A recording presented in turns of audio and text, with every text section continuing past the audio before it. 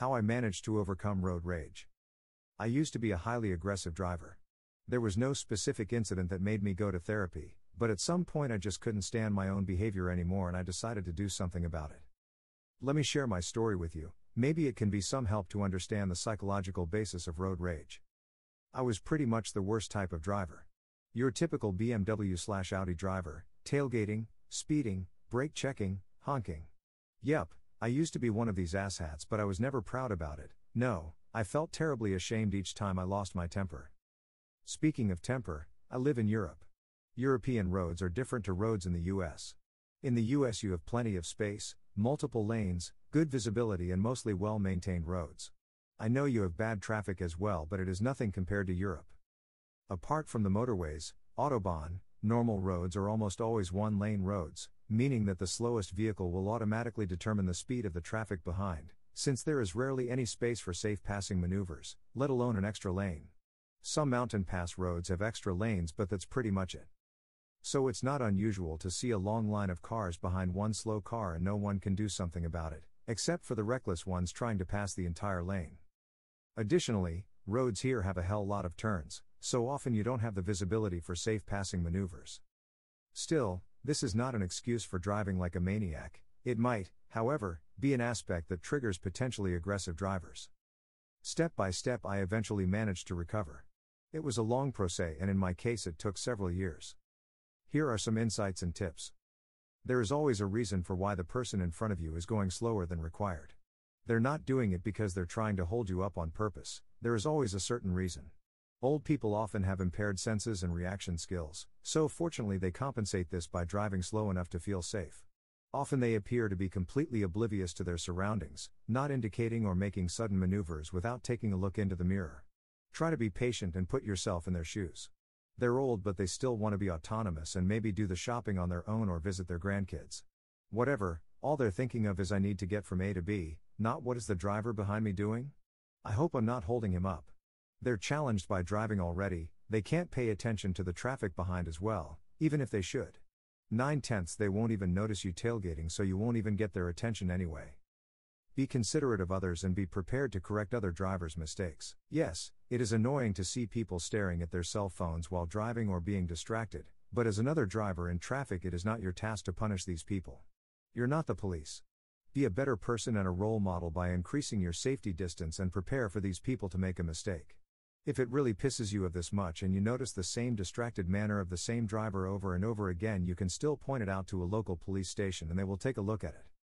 Once you've entered a public road, highway, motorway, you're in the same boat with other drivers. You're responsible for other people's safety. Keep saying to yourself, I want to get myself as well as others home safely. One of the main underlying psychological principles is that you don't see a person, a human being, but you're seeing a car, so you're projecting all of your anger onto an inanimate object. I'm pretty sure you wouldn't push an old lady walking slowly in front of you and yell at her, would you? I always keep this in mind. That's another human being sitting in the car in front of me. He or she has a family waiting for him/her to arrive home safely, or he or she is having a bad day, whatever. Sometimes I try not to look at the car in front of me but in their rear view mirror so I can see the eyes of the driver. It really helps to consider that what you're endangering and attacking is not a piece of metal, it's a human being. Do a good deed and reward yourself for doing so. When I see kids or an old person trying to cross the road, I will stop, even if there's no crosswalk. Or that truck not being able to get out of the intersection because he has to yield to all other directions. I will just let him pull out if it's safe to do so. Most of the time they will wave or smile at you. Really feels great and encouraging. Karma and shit. Get your time management straight. Oh, Google Maps told you it's going to take you 1h15 to get to your destination? Screw it, add another 15 minutes at least. I am a person who works under pressure and who really likes to have a tight schedule. But the road is the wrong place for trying to save time.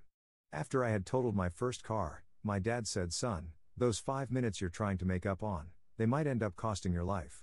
Always leave earlier than necessary, and if you're running late, screw it, call your boss or client and just explain that you're going to be late. No one is expecting you to be on time every single day, traffic just happens. It sucks, but it just happens and you can't do anything about it except sitting it out. If I find myself being stuck behind a slow vehicle, instead of tailgating the driver or trying to pull a life-threatening passing maneuver, I will just pull over to make a phone call or get a coffee, refuel, relax, pee. Whatever.